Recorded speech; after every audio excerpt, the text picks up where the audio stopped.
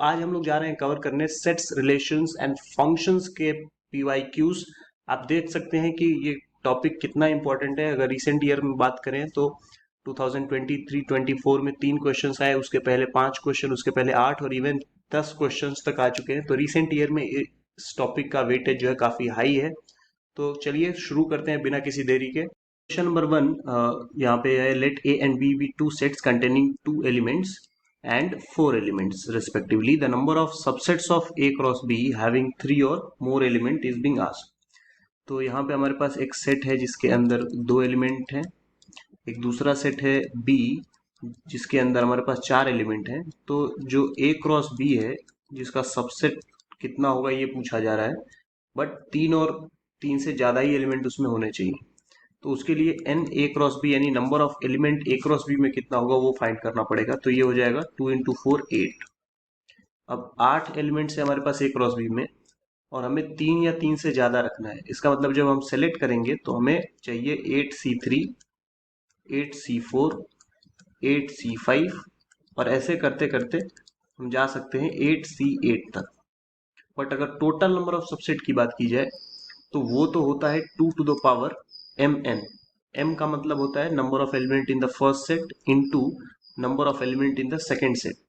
But ये तो total होता है। अगर हमने इधर लेफ्ट हैंड साइड में 8C0 से स्टार्ट किया होता तब वो होता, बट वो तो किया नहीं, तो इसलिए इधर से वो सब्ट्रैक्ट करना पड़ेगा। -8C0, -8C1, -8C2, क्योंकि ये तीनों टर्म्स लेफ्ट हैंड साइड में नहीं थे। अगर आप इसको लेफ्ट साइड में सारा भेज दोगे तो 8C0, 8C1, 8C2 ऐसे करते करते 8C8 तक जब टोटल बनता है तब ये फॉर्मूला होता है कि 2 के ऊपर पावर में दोनों सेट का जो नंबर ऑफ एलिमेंट है वो मल्टीप्लाई होता है। तो अब इसका आंसर कितना आ गया, 2 टू द पावर 8, ये तो हो जाएगा 256। -8C0 का मतलब होता है 1, क्योंकि 8C0 का मतलब है 8 ऑब्जेक्ट्स हैं उसमें से हम 0 सेलेक्ट कर रहे हैं। ऐसे ही 8C1 का मतलब होता है 8 ऑब्जेक्ट्स हैं उसमें से हम कोई एक सिलेक्ट कर रहे हैं। और 8C2 हम अलग से कैलकुलेट कर सकते हैं। 8C2 का मतलब होता है 8 फैक्टोरियल बाई 6 फैक्टोरियल 2 फैक्टोरियल।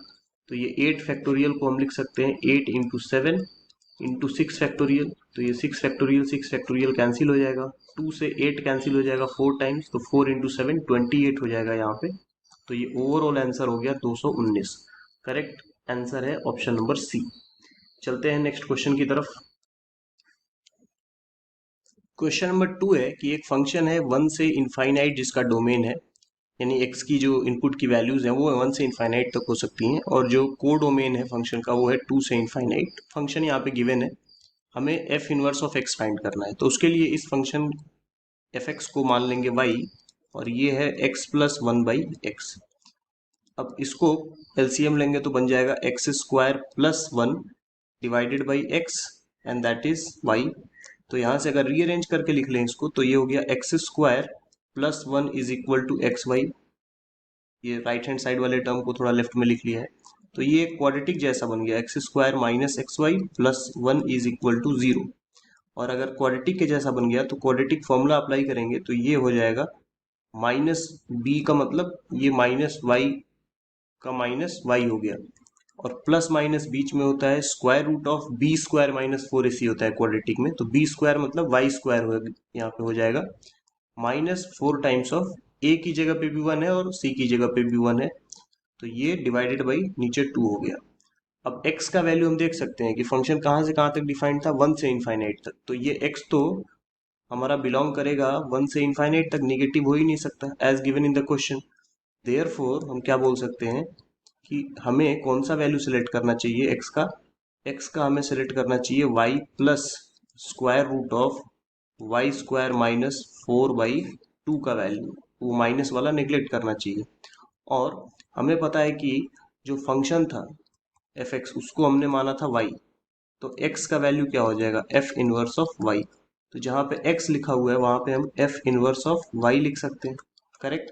और अगर ये f इनवर्स ऑफ y हो गया y plus square root of y² minus 4/2, तो अगर x रख देंगे इस y की जगह पे तो हमारे पास f इनवर्स भी आ गया इन टर्म्स ऑफ x। तो ये हो जाएगा x plus square root of x² minus 4 divided by 2, और करेक्ट ऑप्शन है ए। चलते हैं क्वेश्चन नंबर 3 पे। तो क्वेश्चन नंबर 3 यहाँ पे है कि रिलेशन है कि यहाँ पे जो कि ordered pair A comma B होना चाहिए और ए लेस देन और इक्वल टू बी होना चाहिए। तो इनमें से कौन सा ऑप्शन सही है, कौन से टाइप का रिलेशन है, बेसिकली ये हमें आइडेंटिफाई करना है। तो अगर हम लोग बात करें कि एक रिलेशन कैसे डिफाइंड होता है, तो अगर एक सेट यहाँ पे ए है, एक दूसरा सेट ए है, तो इस तरीके से एक सेट से दूसरा सेट के ऊपर ये रिलेशन हम डिफाइन करते हैं। तो सिंस यहाँ पे सेम सेट पे डिफाइन होता है, तो हम एज्यूम करके चलते हैं कि अगर लेट सपोज कोई ए एलिमेंट कैपिटल ए सेट में बिलोंग करता है, ठीक है। तो उस केस में अगर ए कॉमा ए रिलेशन में प्रेजेंट है, तब हम उसको बोलते हैं रिफ्लेक्सिव रिलेशन। तो अगर यहाँ पे गिवन ऑर्डर्ड पेयर में हम लोग इस बात को चेक करके देखें तो पता चल जाएगा। तो यहाँ पे अगर हम लोग ए कॉमा ए की बात करें, तो डेफिनेटली हम बोल सकते हैं कि ए कॉमा ए इस रिलेशन में लाई करेगा। वाई? बिकॉज यहाँ से अगर हम लोग लिखने की कोशिश करें तो साफ साफ पता चल रहा है कि ए इज लेस देन और इक्वल टू ए। बिल्कुल सही बात है, इज ट्रू। कोई भी अगर ए का वैल्यू ले ले सेट ए से, for every small a belonging to capital A, हर एक एलिमेंट के लिए ये बात ट्रू होगी, इसलिए ये रिलेशन में है और ये रिफ्लेक्सिव हो गया। फिर ये एक रिफ्लेक्सिव रिलेशन है। तो ऑप्शन नंबर डी तो कैंसिल हो गया, उसमें लिखा हुआ है नाइदर रिफ्लेक्सिव। आगे बढ़ते हैं। अगर किसी सेट में किसी रिलेशन में ए कॉमा बी प्रेजेंट है, देन अगर बी कॉमा ए भी उस रिलेशन में अवेलेबल है, प्रेजेंट है, तो वो होता है सिमेट्रिक रिलेशन। तो अगर ए कॉमा बी है तो उसका मतलब क्या है कि ए से बड़ा है बी। तो क्या इसका ये भी मतलब निकाल लिया जाए कि बी से बड़ा होगा या इक्वल होगा ए? ये तो थोड़ा सा गलत लग रहा है। क्यों? क्योंकि अगर यहाँ पे लेट सपोज एग्जांपल लूँ कि 1 से बड़ा या इक्वल टू 2 है, तो ये बात तो बिल्कुल सही है, कम से कम 2 1 से बड़ा तो है। लेकिन क्या इसका मतलब ये भी निकाल ले कि 2 से बड़ा हो गया 1? ये तो गलत हो गया। तो इसका मतलब नॉट सिमेट्रिक। करेक्ट बात है, ये सिमेट्रिक नहीं है। और सिमेट्रिक अगर नहीं है तो बी ऑप्शन भी गलत हो गया, क्योंकि वहां पे लिखा हुआ है रिफ्लेक्सिव सिमेट्रिक। और ऑप्शन ए भी गलत हो गया, क्योंकि इक्विवेलेंस रिलेशन वो होता है जो रिलेशन रिफ्लेक्सिव भी हो, सिमेट्रिक भी हो और ट्रांजिटिव भी हो। तो एक ही ऑप्शन बचता है, ऑप्शन सी। बट फिर भी मैं बता देता हूँ कि ट्रांजिटिव का मतलब होता क्या है। तो ट्रांजिटिव का मतलब ये है कि अगर इफ ए कॉमा बी इस टाइप का कोई रिलेशन में प्रेजेंट है और साथ में बी कॉमा सी ये भी कोई रिलेशन में प्रेजेंट है, तो वो ये इम्प्लाई कर दे कि ए कॉमा सी भी रिलेशन में है, तब वो ट्रांजिटिव होता है। तो ऑप्शन सी में ट्रांजिटिव लिखा हुआ है, उसको हम लोग समझ भी सकते हैं। अगर ए कॉमा बी रिलेशन में है तो उसका मतलब है कि ए से बड़ा है या फिर इक्वल है बी। बी कॉमा सी अगर रिलेशन में, उसका मतलब ये है कि बी से बड़ा या फिर इक्वल है सी। तो अगर ये दोनों कंडीशन होल्ड कर रहा है तो दोनों को मिला के ये तो लिख ही सकते हैं ना कि ए से तो पक्का बड़ा होगा सी, या फिर मैक्सिमम ऐसा हो जाए कि कंडीशन ऐसे हो जाए कि ए और सी सेम हो जाए। तो डेफिनेटली ये एक ट्रांजिटिव रिलेशन भी है। तो रिफ्लेक्सिव और ट्रांजिटिव है बट सिमेट्रिक नहीं है। आई थिंक ये क्लियर हो गया होगा। चलते हैं क्वेश्चन नंबर 4 की तरफ। क्वेश्चन नंबर 4 में ये कहा जा रहा है कि f x equal to 1 plus a x, जहाँ पे a not equal to 0 is the inverse of itself. तो हमें ए की वैल्यू बतानी है। तो सीधी सी बात है कि फंक्शन एफ एक्स की जगह पे वाई ले लेंगे और वाई इक्वल टू हो गया 1 प्लस ए एक्स। तो यहाँ से y माइनस वन को लिख सकते हैं ए एक्स, या फिर हम x को भी लिख सकते हैं y minus one divided by A. Correct. अब ये जो फंक्शन की जगह हमने y लिया था, एक्चुअल में F x equal to Y लिया था, तो इसका मतलब ये भी निकल के आता है कि x की जगह पे हम एफ इनवर्स ऑफ y लिख सकते हैं। यानी ये जो x का वैल्यू है ये कुछ और नहीं, हम इसको क्या रिप्रेजेंट कर सकते हैं, F inverse of y।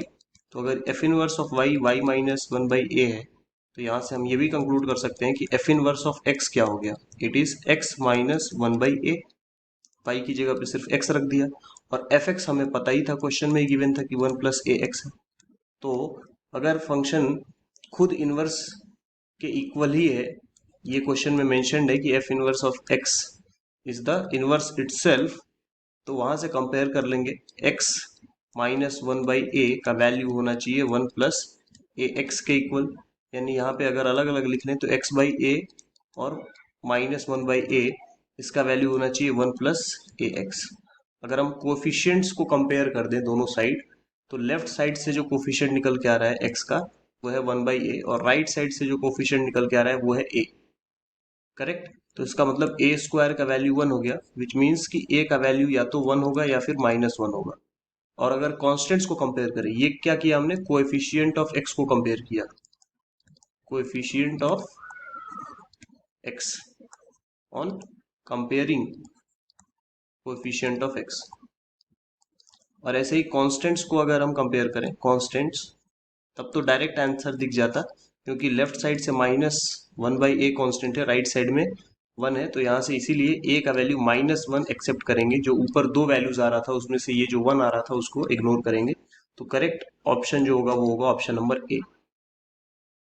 Question number 5 है कि रेंज ऑफ फंक्शन बताना है। फंक्शन यहाँ पे हमें गिवन है greatest integer of mod of sine x plus mod of cos x. तो एक काम करते हैं, यहाँ पे अंदर वाले टर्म को एक बार कैपिटल वाई करके एज्यूम कर लेते हैं कि mod sine x plus mod cos x, इस तरीके से, और जरा स्क्वायर करते हैं दोनों साइड। ऐसा करेंगे तो यहाँ पे बन जाएगा मॉड ऑफ साइन एक्स का स्क्वायर प्लस यहाँ हो जाएगा मॉड ऑफ कॉस एक्स का square plus 2 times of mod of sine x, और फिर हमारे पास आ जाएगा मॉड ऑफ कॉस एक्स। इस टाइप से बन गया कुछ। अब साइन एक्स का जब स्क्वायर हो ही रहा है तो मॉड लगाने का कोई मतलब नहीं है, वैसे ही कॉस का भी। तो sine square x cos square x direct भी क्या लिख सकते हैं, 1 प्लस यहाँ पे भी अगर हम देखें तो ये एक साथ 2 साइन एक्स कॉस एक्स लिख के और फिर मॉड ले सकते हैं, क्योंकि सब पॉजिटिव होना ही चाहिए, तो आप मल्टीप्लाई कर लो ना एक साथ। तो ये कैपिटल वाई स्क्वायर जो टर्म आ गया वो इतना आ गया। अब ये टर्म क्या हो गया, 2 साइन एक्स कॉस एक्स, वो तो होता है साइन 2x, तो मॉड ऑफ हो गया साइन 2x।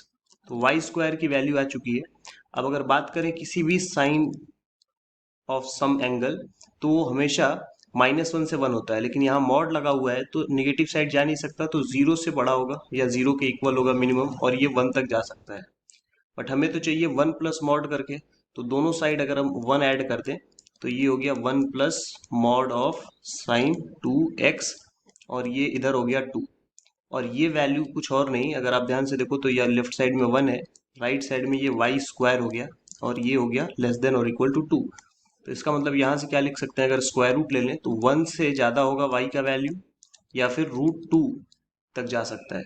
तो ये पूरा का पूरा वैल्यू नहीं, ये सिर्फ स्क्वायर जो ब्रैकेट है उसके अंदर की वैल्यू की बात हो रही है, कि वो 1 से लेके और √2 तक हो सकता है। और √2 का वैल्यू क्या होता है, 1.414 के आसपास होता है।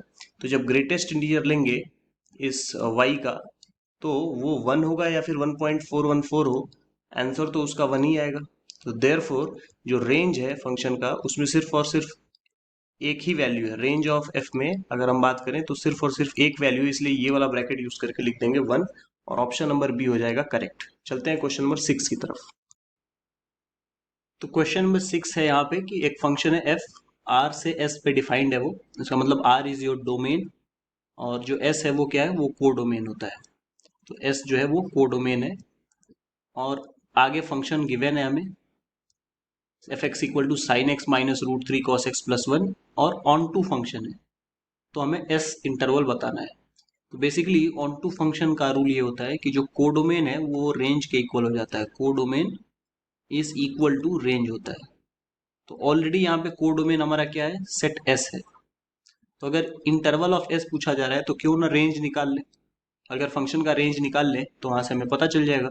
तो रेंज कैसे निकलेगा, एफ एक्स को ही हम लोग वाई लिखते हैं, और जो ये पोर्शन है sign X minus √3 cos x, इतने पोर्शन में मैं 2 से मल्टीप्लाई करके इसको जरा सा चेंज कर लेता हूँ। इसको लिख लेता हूँ 1/2 sign X minus √3/2 cos x, ठीक है, ये बन गया। और +1 सेपरेटली जैसे लिखा था वैसे लिख दिया, तो ये हो गया 1/2। और यहाँ पे अब हम लोग चेंजेस कर सकते हैं। ये जो 1/2 लिखा हुआ है इसको मैं लिख रहा हूँ कॉस के टर्म्स में, कॉस 60 साइन एक्स माइनस, यहाँ पे जो √3/2 लिखा हुआ है उसको मैं लिख लेता हूँ साइन 60 डिग्री कॉस एक्स, और +1। तो अब ये sine a cos b minus sine b cos a जैसा कुछ हो गया, जो कि फॉर्मूले के अकॉर्डिंग होता है अपना क्या, साइन ऑफ। तो यहाँ पे ये 1/2 बेसिकली नहीं है, 2 है, तो ये 2 था बाहर, ठीक है। तो 1/2 की जगह हमने cos 60 रखा और ये √3/2 की जगह sin 60 रखा। तो ये जो फॉर्मूला बन गया वो मैं फॉर्मूला साइड में लिख देता हूँ कि sin A cos B minus cos A sin B, अगर कहीं पे हम लोग लिख रहे हैं तो ये बेसिकली क्या होता है, that is equal to sine of A minus B। तो उसके हिसाब से यहाँ पे हम देख सकते हैं कि it is nothing but sine of x minus 60 degree और +1। अब ये जो साइन ऑफ एनी एंगल है उसका आंसर -1 से 1 तक होता है। तो 2 टाइम्स करेंगे तो क्या होगा, हम बोल सकते हैं कि -2 से इसका value 2 times of sine x minus 60 degree, ये -2 से 2 तक जा सकता है क्योंकि ये जो साइन वाला वैल्यू है ये -1 से 1 तक होता है इसका वैल्यू। तो इसका ओवरऑल -2 से 2 हो जाएगा। और +1 करना है तो y मिल जाएगा हमें, और y हमारा क्या होता है, रेंज जो भी फंक्शन का है। तो मैं -2 +1 करूंगा और इस साइड +1 करते ही ये बन गया y, और इधर आ गया +1 करते ही 3। तो ये -2 +1 क्या हो गया, -1 से y कहाँ तक बिलोंग करेगा, वो बिलोंग करेगा 3 तक। इसका मतलब कौन सा आंसर करेक्ट है, y बिलोंग्स टू -1, 3। और यही अपना क्या हो गया, कोडोमेन। सो जो अपना s इंटरवल है वो होगा -1 से 3, जो कि ऑप्शन नंबर डी में प्रेजेंट है। बढ़ते हैं नेक्स्ट क्वेश्चन की तरफ, क्वेश्चन नंबर 7। क्वेश्चन नंबर 7 में ये बोला जा रहा है कि the following data was observed from a study of car complaints received from 360 respondents. तो एक कार कंप्लेंट के रिगार्डिंग सर्वे कराया गया जिसमें 360 लोगों ने रिस्पॉन्ड किया कि क्या क्या प्रॉब्लम है। तो उसमें इंजन प्रॉब्लम है, ट्रांसमिशन प्रॉब्लम है या माइलेज प्रॉब्लम है। तो जितने लोगों का सर्वे हुआ 360 में से, उसमें there was no one who faced exactly 2 of this problems. उनमें ऐसा कोई नहीं था जिसको ये 3 प्रॉब्लम में से कोई 2 प्रॉब्लम हो। सिर्फ 180 रेस्पोंडेंट्स ऐसे थे हु फेस्ड इंजन प्रॉब्लम, 240 ऐसे थे जो ट्रांसमिशन प्रॉब्लम के बारे में बताए, और 300 ऐसे थे जो माइलेज प्रॉब्लम्स था। So how many of them faced all 3 problems. तो ऐसे क्वेश्चंस को वेन डायग्राम से करते हैं। ये वेन डायग्राम अगर हम लोग ड्रॉ करें इस तरीके से, ये 3 सर्कल्स रिप्रेजेंट करता है 3 डिफरेंट डिफरेंट प्रॉब्लम। ये इंजन प्रॉब्लम है, ये T फॉर ट्रांसमिशन प्रॉब्लम है, M फॉर माइलेज प्रॉब्लम है। तो उस केस में क्वेश्चन में क्या गिवन है, that 180 respondents faced engine problem. तो 180 ये हो गया। 240 ऐसे हैं जो ट्रांसमिशन प्रॉब्लम बता रहे हैं, तो 240 ये हो गया। और 300 ऐसे हैं जो माइलेज प्रॉब्लम, तो माइलेज प्रॉब्लम वाले 30 हो गए, 300 हो गए। अभी 2 प्रॉब्लम एक साथ किसी को नहीं है, तो ये वाला वैल्यू 0, ये वाला वैल्यू 0 और ये वाला वैल्यू 0, जहां यहाँ पे दोनों सर्कल्स के बीच में कॉमन पोर्शन की बात आ रही है। अब ये वैल्यू जो तीनों में कॉमन है उसको x मान लेते हैं, करेक्ट। ये वैल्यू हो गया x। अगर हम लोग इस ई वाले सर्किल की बात करें तो वो टोटल 180 बताया जा रहा है, तो उस केस में यहाँ पे हमें लिखना पड़ेगा 180 माइनस एक्स। ऐसे ही ये टोटल जो टी सर्किल है वो 240 होना चाहिए, तो ऑलरेडी x उसमें है तो ये 240 माइनस एक्स हो गया, और ये हो जाएगा सिमिलरली 300 माइनस एक्स। अब जो टोटल रिस्पोंडेंट थे वो तो 360 थे, तो वो कब आएगा, जब हम पूरे सर्कल्स का सम कर देंगे, basically E union M union T. इसमें कितने लोग बिलोंग कर रहे हैं, number of elements in E union M union T. तो अगर ऐसा करते हैं तो ये आएगा 180 minus x plus X plus 240 minus x plus 300 minus x, और ये वैल्यू होना चाहिए हमारा 360 के इक्वल। तो अगर हम लोग 180, 240 और 300 को ऐड करके लिखते हैं तो ये हो जाएगा 300 240 मिला के 540, 540 और 180 मिला के 720 हो गया। और यहाँ पे माइनस एक्स प्लस एक्स ये कैंसिल हुआ, यहाँ माइनस एक्स मिला के -2x हो गया, एंड दैट इज 360। तो मैं बोल सकता हूँ 2x is equal to 360 basically. तो x का वैल्यू क्या आ गया, 180। सो जो हमने एज्यूम किया था कि सभी तीनों प्रॉब्लम्स कितने लोगों को हो रही है, तो 180 आ गया, ऑप्शन सी करेक्ट हो जाएगा। नेक्स्ट क्वेश्चन की तरफ बढ़ते हैं। क्वेश्चन नंबर 8 में एक फंक्शन डिफाइंड है R2R, यानी सेट ऑफ रियल नंबर्स है, R का मतलब। तो इस fx फंक्शन का हमें रेंज बताना है। तो इस fx को मान लेंगे सबसे पहले तो y, और इधर गिवन है x by 1 plus x square. Just इसमें एक बार क्रॉस मल्टीप्लाई करेंगे और इसको लिख लेंगे X square Y plus Y is equal to X, और इसको अरेंज करके अगर लिख ले तो ये हो गया X square Y minus x plus Y equal to 0। ये एक x में क्वाड्रेटिक बन गया, तो x का वैल्यू क्या लिख सकते हैं, ये हो जाएगा 1 plus minus square root of square root of कितना हो जाएगा, बी स्क्वायर माइनस फोर इसी अगर अप्लाई करें तो ये हो गया 1 minus 4y divided by 2y। तो डेफिनेटली हम अगर फंक्शन को देखें तो सेट ऑफ रियल नंबर से रियल नंबर पे डिफाइंड है, यानी जो x की वैल्यूज हैं वो रियल नंबर हो सकती हैं, तो y डेफिनेटली जीरो तो नहीं होगा, राइट। तो y अगर जीरो नहीं होगा तो x की वैल्यू रियल नंबर भी है, इमेजिनरी भी नहीं होगा, तो ये रूट के अंदर वाला term that should be positive, और that is why we say discriminant should be positive और इक्वल टू जीरो, नेगेटिव नहीं हो सकता है ये रूट का term. So from there I can say 1 minus four Y square has to be greater than और equal to zero. इसको अगर हम लोग लिख लें 4y² minus one less than और इक्वल टू जीरो, तो ये बन जाएगा 2y का होल स्क्वायर माइनस वन का होल स्क्वायर लेस देन और इक्वल टू जीरो। यानी एक ब्रैकेट में लिख सकते हैं 2y माइनस वन, दूसरे ब्रैकेट में लिख सकते हैं 2y plus one less than और equal to zero. Number line पे देखें तो दो पॉइंट्स है हमारे पास, माइनस हाफ और 1/2, एक एक ब्रैकेट को अगर इक्वेट करें जीरो से, तो जब भी लेस देन जीरो होता है सोल्यूशन हमेशा इसके बीच में लाई करता है, इन दोनों पॉइंट्स के। तो मैं बोल सकता हूँ कि y का जो वैल्यू है वो माइनस हाफ से बड़ा और 1/2 से छोटा होना चाहिए। और y के बारे में इंफॉर्मेशन मिल गया, मतलब ये क्या हो गया, रेंज ऑफ द फंक्शन। तो ये ऑप्शन बी करेक्ट हो जाएगा। ये सब माइनस यहाँ पे मिसप्रिंट है एक तरीके से, इसको इग्नोर करें, माइनस नहीं है ये, just close bracket minus half से हाफ है, correct. So option number B is the right answer. तो आगे बढ़ते हैं क्वेश्चन नंबर 9 की तरफ। सो क्वेश्चन नंबर 9 में गिवन है कि एक फंक्शन है माइनस इनफाइनाइट टू इनफाइनाइट से एक सेट ए पे डिफाइंड है F x equal to minus x square plus six x minus eight, और ये गिवन है कि एक बाइजेक्टिव फंक्शन है। तो हमसे ए के बारे में पूछा जा रहा है इन्फॉर्मेशन, सेट ए ये में से कौन सा ऑप्शन है। तो ये बाइजेक्टिव का मतलब होता है कि फंक्शन वन वन भी हो और ऑन टू भी हो, one one and on to both, right. और ऑन टू फंक्शन का बेसिकली रोल ये होता है कि ऑन टू फंक्शन में जो सेकंड सेट है उसका कोई भी एलिमेंट ऐसा नहीं होता जिसके पास प्री इमेज ना हो, विच ऑल्सो मीन्स कि ऑन टू फंक्शन में codomain is equal to range हो जाता है। तो अगर मुझे सेट ए फाइंड करना है तो मैं क्यों ना डायरेक्टली इस फंक्शन के रेंज के ऊपर बात कर लूँ। So y is equal to minus x square plus six x minus eight, ये गिवन फंक्शन है, इसमें मैं माइनस कॉमन ले लेता हूँ, तो ये बन गया X square minus six x और प्लस एट ऐसे लिख सकता हूँ। तो ये बन गया माइनस, अरेंज करके लिखने पे एक्स माइनस थ्री का होल स्क्वायर, और यहाँ माइनस वन लिख लूंगा ताकि ये plus nine minus one eight हो जाए। तो यहाँ से अगर मैं माइनस को अंदर भेज दूँ तो माइनस माइनस प्लस वन हो जाएगा, फिर माइनस एक्स माइनस थ्री का होल स्क्वायर, ये आ गया y का वैल्यू।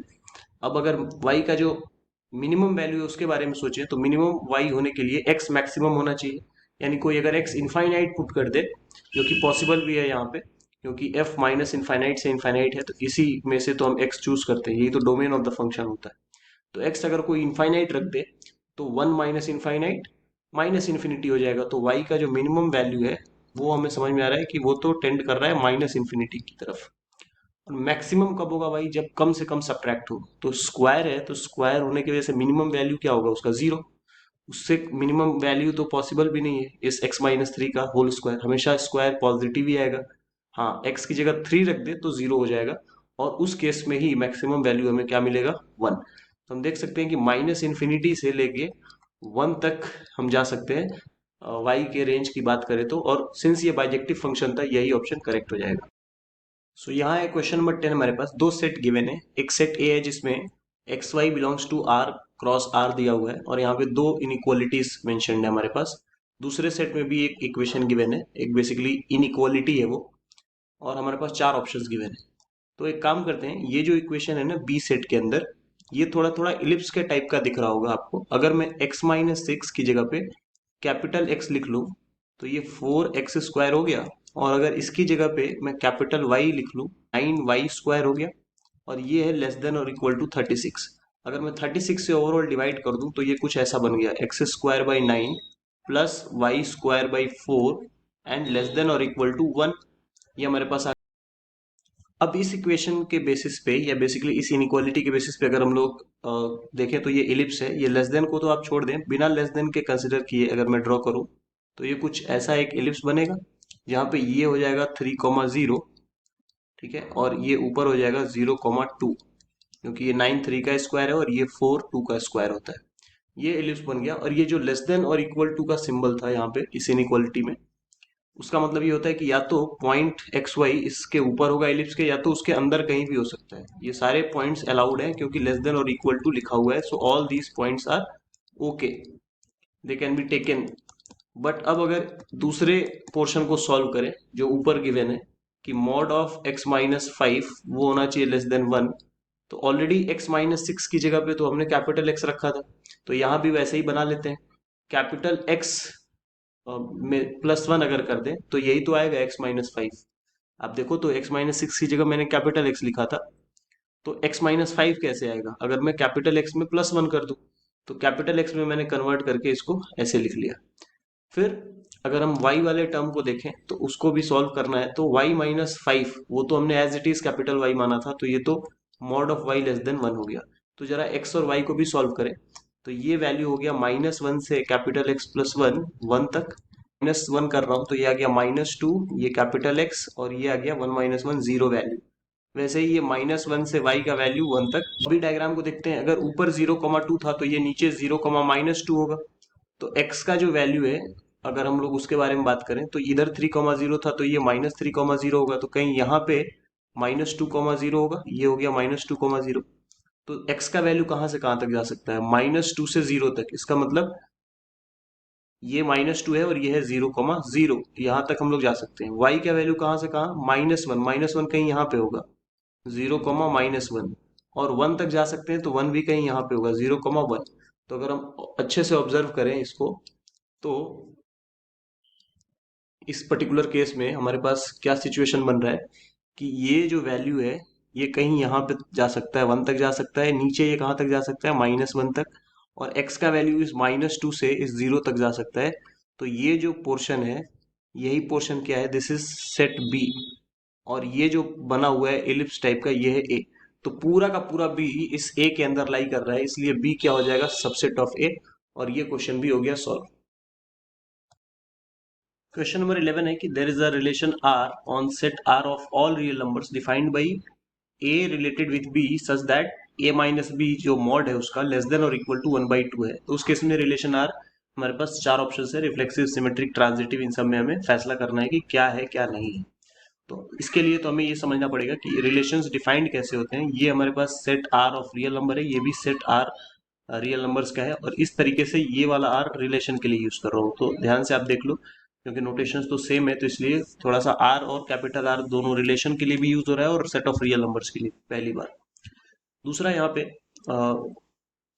ये होता है कि अगर हम लोग ये बोले कि कोई एलिमेंट ए कैपिटल आर सेट में प्रेजेंट है, तो हर एक उस एलिमेंट के लिए ए कॉमा ए ये रिलेशन में होना चाहिए फॉर रिफ्लेक्सिव, ये कंडीशन होता है फॉर रिफ्लेक्सिव। तो अगर उस कंडीशन को यहाँ पे अप्लाई करने की कोशिश करें तो ये अगर हम लोग बोल रहे हैं कि ए कॉमा ए रिलेशन में प्रेजेंट है, देन जो गिवन रिलेशन है वो क्या हो जाएगा, मॉड ऑफ ए माइनस ए उससे बड़ा है हाफ। और ये बिल्कुल सही बात है, यस और नो, बिकॉज जीरो से तो वन बाई टू बड़ा ही है ना, तो ये बिल्कुल सही बात है कि रिफ्लेक्सिव तो है। तो ऑप्शन नंबर डी गलत हो गया क्योंकि इसमें बोला जा रहा है नाइदर रिफ्लेक्सिव, नाइदर रिफ्लेक्सिव, तो ये तो गलत हो गया क्योंकि रिफ्लेक्सिव तो है ये। एक जगह पे और बोला जा रहा है कि not reflexive, option number B भी गलत हो गया, करेक्ट और नॉट। तो अब बच जाता है ए और सी, और ए और सी में से अगर हम लोग बात करें तो एक जगह पे लिखा हुआ है सिमेट्रिक फर्स्ट ऑप्शन में, और सी ऑप्शन में लिखा हुआ है नॉट सिमेट्रिक। अगर आप ध्यान से देखें इन टर्म्स को, एंड सिमेट्रिक और यहाँ पे बट नॉट सिमेट्रिक, इसका मतलब शायद ट्रांजिटिव चेक करने की जरूरत भी नहीं है, सिर्फ हम लोग सिमेट्रिक चेक कर लेते हैं। तो सिमेट्रिक का मतलब क्या होता है कि अगर कहीं पे किसी रिलेशन में if A comma B belongs to relation R, then B comma A that must also belong to relation R. तो सीधा सा इसका मतलब ये हुआ कि अगर मैं ए माइनस बी इसका मॉड हाफ से ज्यादा बोल रहा हूँ, तो इसी के अंदर अगर मैं बी माइनस ए भी लिख लूंगा तो कुछ फर्क नहीं पड़ेगा क्योंकि मॉड है ना, तो अल्टीमेटली रिजल्ट तो पॉजिटिव ही आएगा। तो therefore I can say B comma A also belongs to relation R. तो सिमेट्रिक भी है ये, this is a symmetric relation, symmetric relation है ये। तो इसमें से करेक्ट ऑप्शन क्या हो जाएगा, ऑप्शन नंबर ए। चलते हैं नेक्स्ट क्वेश्चन 12 की तरफ। तो क्वेश्चन नंबर 12 में ये कहा जा रहा है कि रेंज ऑफ फंक्शन हमें फाइंड आउट करना है। तो पहले तो ये रूट के अंदर जो टर्म है वो एक पॉजिटिव या फिर ज्यादा से ज्यादा जीरो हो जाए, निगेटिव तो ना हो कम से कम। तो वो कॉन्सेप्ट अप्लाई करेंगे। तो पाई square by 9 minus x square must be greater than और इक्वल टू 0। माइनस से अगर मल्टीप्लाई कर लें दोनों साइड तो ये बन गया X square minus pi by 3 का स्क्वायर लेस देन और इक्वल टू 0। ठीक है, माइनस से मल्टीप्लाई किया था तो ये बन जाएगा x माइनस पाई बाई 3 एक ब्रैकेट में, और दूसरे ब्रैकेट में बन जाएगा x plus pi by 3 less than और इक्वल टू 0। तो यहाँ से अगर नंबर लाइन पे देखें तो ये है माइनस पाई बाई 3 और ये है पाई बाई 3। तो x की जो वैल्यू होगी इनके बीच में ही लाई करेगी, क्योंकि यहाँ पे लेस देन और इक्वल टू का सिंबल था। बट सिर्फ इतने से अब काम नहीं चलेगा, हमें इसी बात को लिख लेना है कि x belongs to minus pi by 3 two pi by 3। अगर हमें ये रूट के अंदर पॉजिटिव वैल्यू मेंटेन करना है या जीरो वैल्यू मेंटेन करना है, तो कम से कम निगेटिव को अवॉइड करना है। तो अभी हमें एक्स स्क्वायर चाहिए, जैसे ही स्क्वायर करेंगे वो तो पॉजिटिव हो जाएगा, जीरो से तो पॉसिबल लेस होना पॉसिबल नहीं होगा। तो इसलिए अब ये चेंज हो गया, जीरो से x square pi square by 9 हो गया। लेकिन रूट के अंदर माइनस एक्स स्क्वायर था, तो जरा माइनस एक्स स्क्वायर बनाने के लिए माइनस से मल्टीप्लाई कर देते हैं। तो ये माइनस एक्स स्क्वायर और इनइक्वालिटी का जो साइन है वो फिर से चेंज हो गया, इधर बन जाएगा माइनस पाई स्क्वायर बाई 9। अब पाई स्क्वायर बाई 9 ऐड कर देते हैं, तो पाई स्क्वायर बाई 9 जैसे ही ऐड करेंगे ये कुछ इस तरीके से दिखने लगेगा और इधर हो जाएगा 0।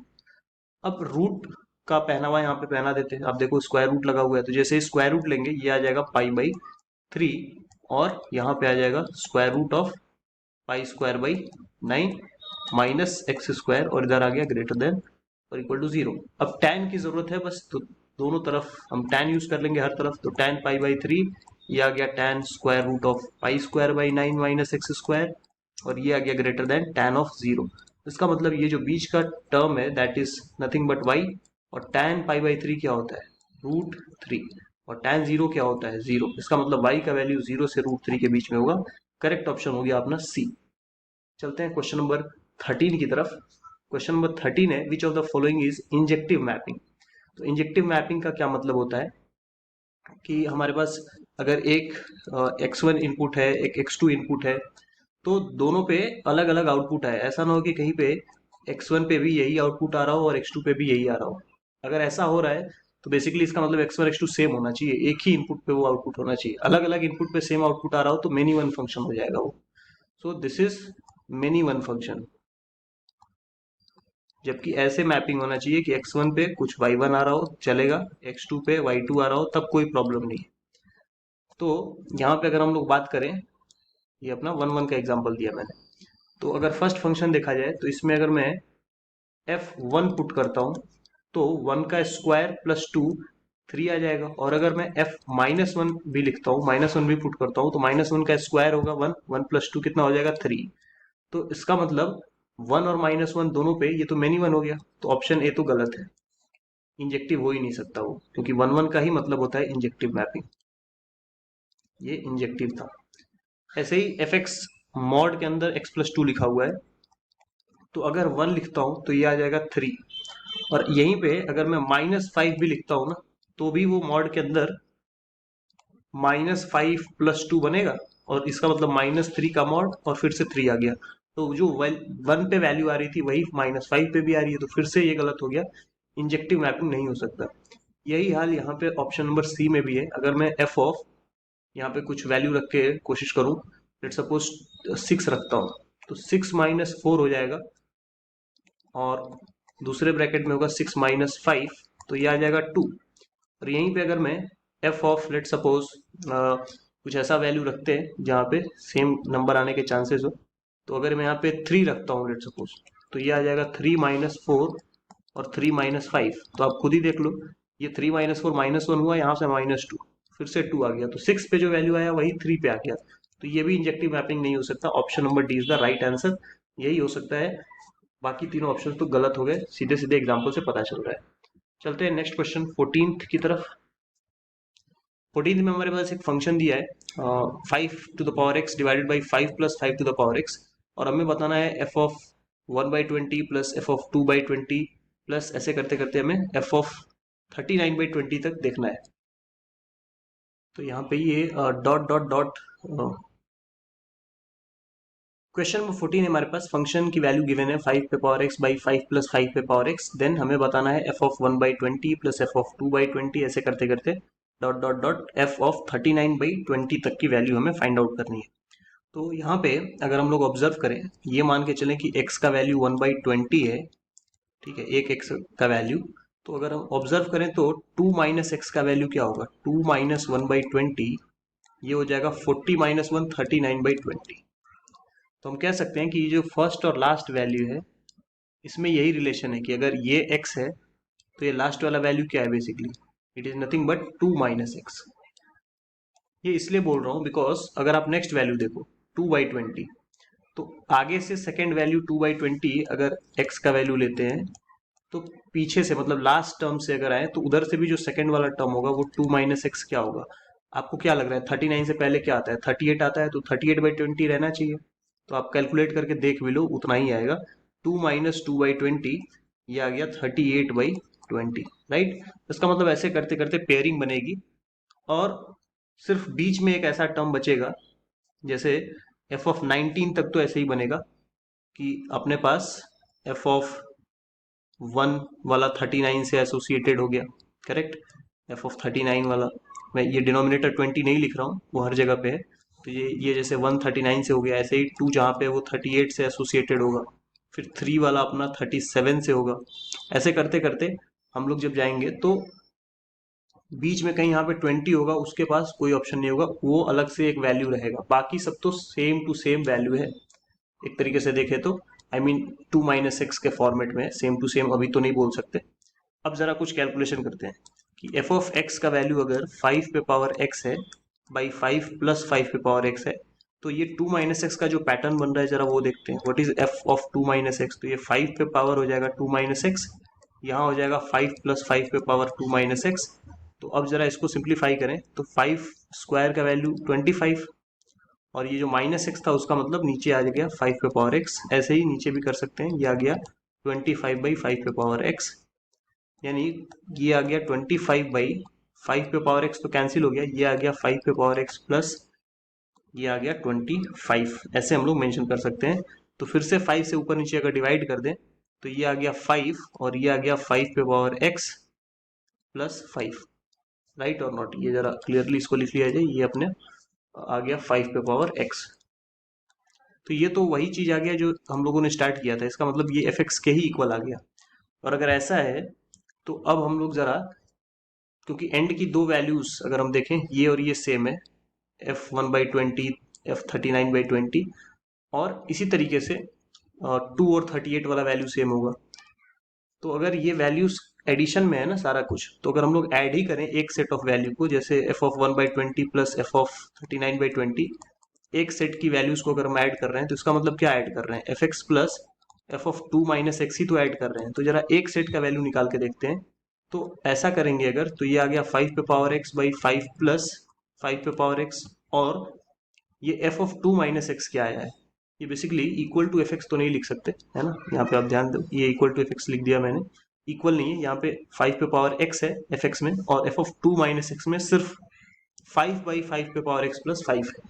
तो अगर हम इसको यहाँ पे रखते हैं प्लस 5/5 पे पावर एक्स प्लस 5, तो डिनोमिनेटर तो सेम है, तो ये बन जाएगा 5 पे power x plus 5 divided by 5 पे power x plus 5, cancel out होकर के आ गया 1।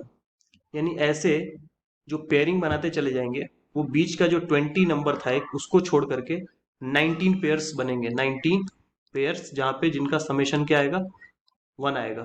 तो उससे तो आ गया 19 आंसर, तो 19 plus, therefore 19 plus F of, वो एक बीच में जो 20/20 आएगा वो बचेगा, तो ये आंसर क्या आ गया, 19 plus F of 1।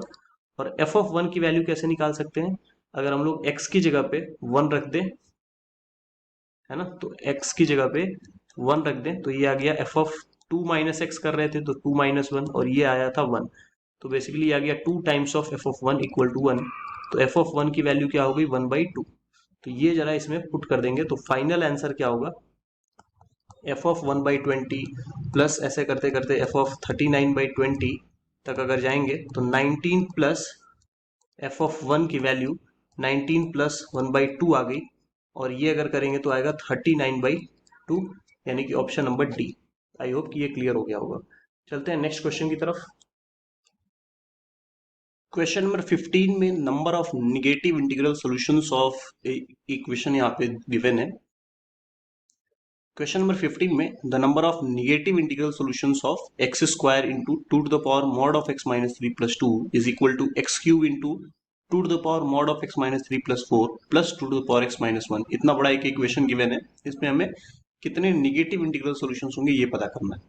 So mod की जो प्रॉपर्टी होती है वो ये होती है कि अगर मैं ऐसे लिख रहा हूँ एक्स माइनस थ्री और मॉड हटाना चाहता हूँ तो मैं यहाँ पे एक्स माइनस थ्री नॉर्मली लिख सकता हूँ अगर एक्स की वैल्यू थ्री या थ्री से ज्यादा है, बट अगर वो थ्री से कम है तो माइनस साइन के साथ ये पूरा का पूरा टर्म आ जाएगा minus of x minus three when x is less then three. तो इन्हीं केसेस को यहाँ पे सॉल्व कर लेते हैं। तो केस वन, अगर हम लोग यहाँ पे लेते हैं एक्स का वैल्यू ग्रेटर देन और इक्वल टू थ्री, तो उस पर्टिकुलर केस में हम यहाँ पे क्या लिख सकते हैं, लेफ्ट हैंड साइड को लिख रहा हूँ two to the power x minus three plus two, और राइट हैंड साइड में क्या हो जाएगा x cube into two to the power x minus three plus four plus two to the power x minus one. तो यहाँ बनेगा x square into two to the power x minus one, इधर बनेगा x cube two to the power x plus one, और फिर से यहाँ बन जाएगा two to the power x minus one. तो अगर हम लोग यहाँ पे ऑब्जर्व करें तो एक और चीज यहाँ पे ध्यान देने वाली ये है कि यहाँ पे जो राइट हैंड साइड है उसमें एक्स क्यूब डॉट करके लिखा हुआ है, तो ये पूरा का पूरा टर्म इसमें एक्स क्यूब ऐसे मल्टीप्लाइड है ना। वो चीज जो है क्लियर रहना चाहिए, क्योंकि यहाँ पे ब्रैकेट एक्चुअल में रहना चाहिए, बट अब जो क्वेश्चन सेट है वो इसी तरीके से सेट है, अदरवाइज थोड़ा डिफिकल्टी होगा आपको सॉल्व करने में। तो यहाँ पे जब हम लोग पूरे में मल्टीप्लाई करेंगे इस तरीके से, तब जा करके ये क्वेश्चन का सॉल्यूशन बन सकता है। तो यहाँ पे x square dot two to the power x minus one, और ये हो गया एक्स क्यूब। इस two to the power x plus one को भी मैं टू स्क्वायर अलग कर दूंगा अगर, तो ये two to the power x minus one बच जाएगा, और plus x cube two to the power x minus one फिर से। तो ये जो टर्म है two to the power x minus one, जब थ्री से ग्रेटर हमने सेलेक्ट किया है ना वैल्यू, तो उस पर्टिकुलर केस के लिए कोई नंबर ही होगा, और वो नंबर हम लोग इजिली कैंसिल कर सकते हैं। तो ओवरऑल फिर हम लोग एक्स स्क्वायर भी अगर देखें दोनों साइड पे तो इजिली कैंसिल कर सकते हैं, क्योंकि एक्स स्क्वायर कोई ना कोई नंबर होगा ग्रेटर देन थ्री में, तो वो एक्स स्क्वायर भी हम कैंसिल कर सकते हैं after taking x square common.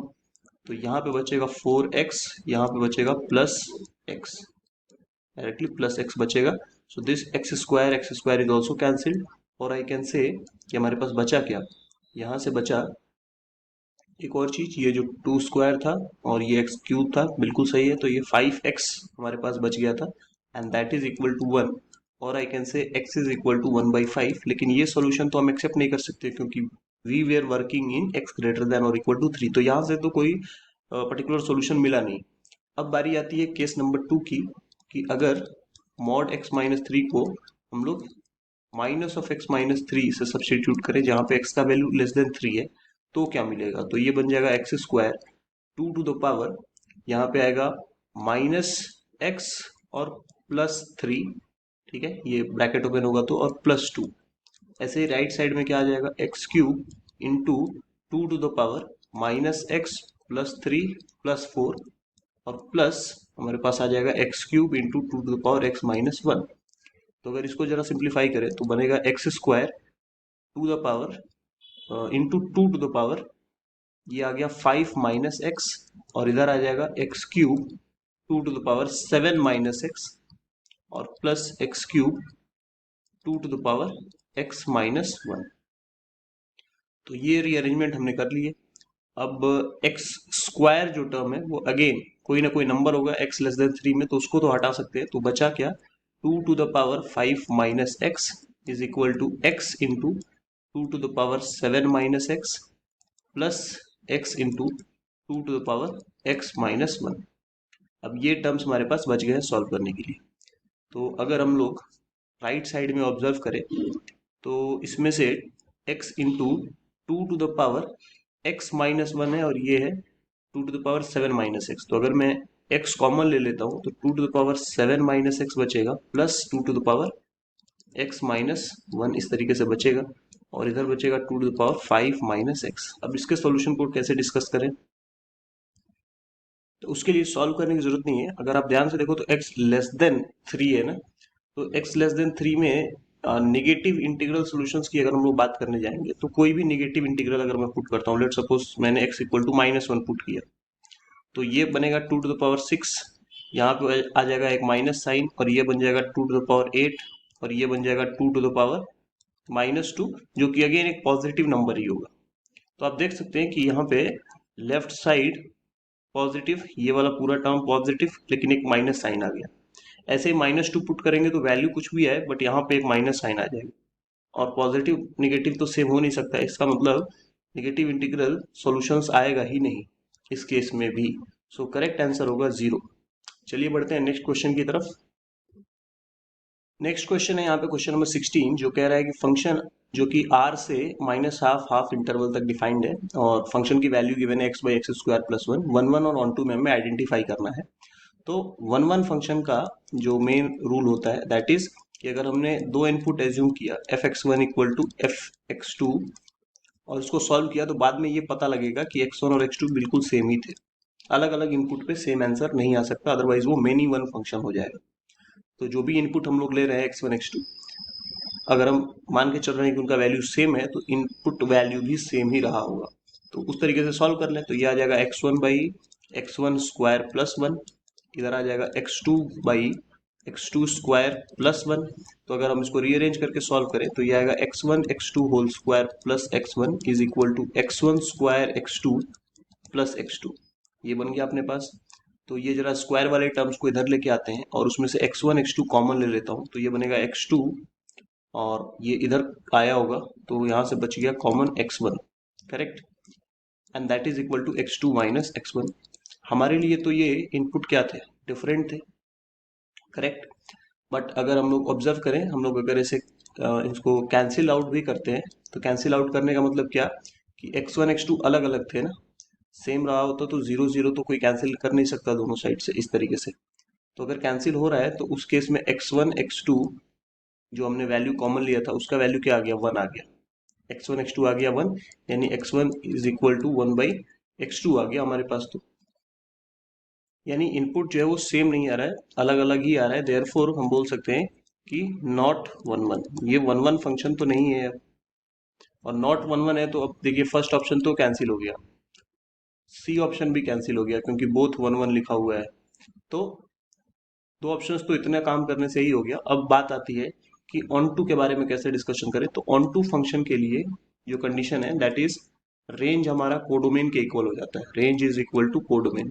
Codomain क्या होता है, कोडोमेन तो डायरेक्ट गिवन रहता है भाई क्वेश्चन में, ये आर के बाद जो भी ये पूरा का पूरा सेट गिवन है, इंटरवल गिवन है बेसिकली, तो ये हमारा कोडोमेन होता है। तो सिर्फ रेंज फाइंड कर लें, पता चल जाएगा कि सेम आ रहा है कि नहीं।